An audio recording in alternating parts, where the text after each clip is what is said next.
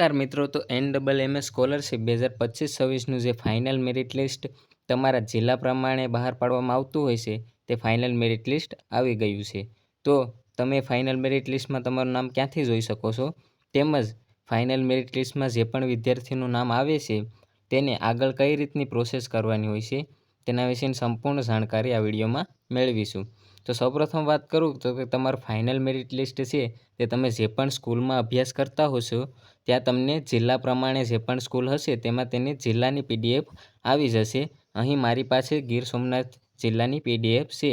તેવી રીતે તમે જે પણ જિલ્લામાં અભ્યાસ કરતા હશો તે જિલ્લામાં તમારી સ્કૂલમાં જે છે તે જિલ્લા પ્રમાણે તમારી જે છે તે ફાઇનલ મેરિટ લિસ્ટ આવી જશે અને તેમાં તમે તમારી સ્કૂલમાંથી તમારું નામ ચેક કરી શકો છો।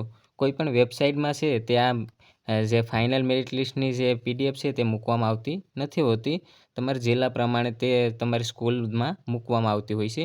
તો તેમાં તમારો રોલ નંબર હશે, પછી તમારો કન્ફર્મેશન નંબર, તમારું આખું નામ, જન્મ તારીખ હશે, પછી તમારું માધ્યમ હશે, પછી આધાર UID નંબર, તમારી કેટેગરી, પછી ડિસ્ટ્રિક્ટનો કોડ હશે, પછી તમારી તમે જે શાળામાં અભ્યાસ કરો છો તે શાળાનું નામ, તે શાળાનો તાલુકો, જિલ્લો, માર્ક્સ, તમારા મેરિટમાં તમારો પ્રથમ ક્રમાંક હશે એટલે કે તમારો ક્રમાંક કેટલામો છે અને તમારું મેરિટ લિસ્ટ, તેવી રીતે તમારું સંપૂર્ણ પ્રકારની માહિતી હશે।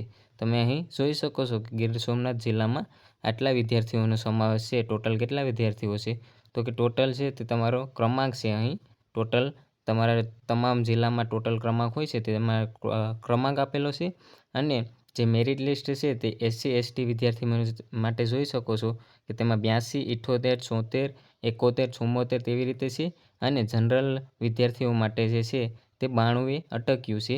તેવી રીતે તમે અહીં જોઈ શકો છો કે તમામના માર્ક્સ અને તમારા જે છે તે અહીં માર્ક્સ આપેલા છે અને તમારો ક્રમાંક આપેલો છે। તો તેવી રીતે તમે અહીં જોઈ શકો છો કે જે જનરલ વિદ્યાર્થી મિત્રોને છે જે 132 છેલ્લા માર્ક છે।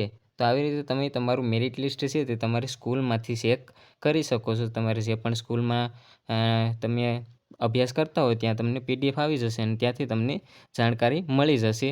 હવે વાત કરું કે જે પણ વિદ્યાર્થી મિત્રોને જે છે તે ફાઇનલ મેરિટ લિસ્ટમાં નામ આવી ગયું છે તો તેને આગળ શું પ્રોસેસ કરવાની હોય છે, તો તે તમામ વિદ્યાર્થી મિત્રોને NSP પોર્ટલ ઉપર તમારું રજિસ્ટ્રેશન કરવાનું હોય છે, તો જ તમને સ્કોલરશિપ મળશે।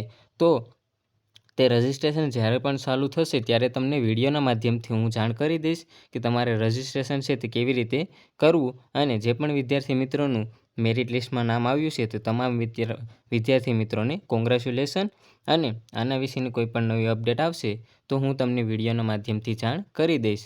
તો મારી ચેનલને સબસ્ક્રાઈબ ન કરી હોય તો સબસ્ક્રાઈબ કરી લેજો અને આ વિડીયોને તમારા મિત્ર વર્તુળને શેર કરજો, જેથી તેને પણ આ માહિતીનો ખ્યાલ આવે અને તે પણ તેનું નામ મેરિટ લિસ્ટમાં છે કે નહીં તે ચેક કરાવી શકે છે। અને આના વિશેની અથવા કોઈ પણ તમને અન્ય પ્રોબ્લેમ હોય તો તમે મને કમેન્ટમાં જણાવી શકો છો। ત્યાં સુધી મળીએ નવા વિડીયો સાથે। જય હિન્દ, જય ભારત।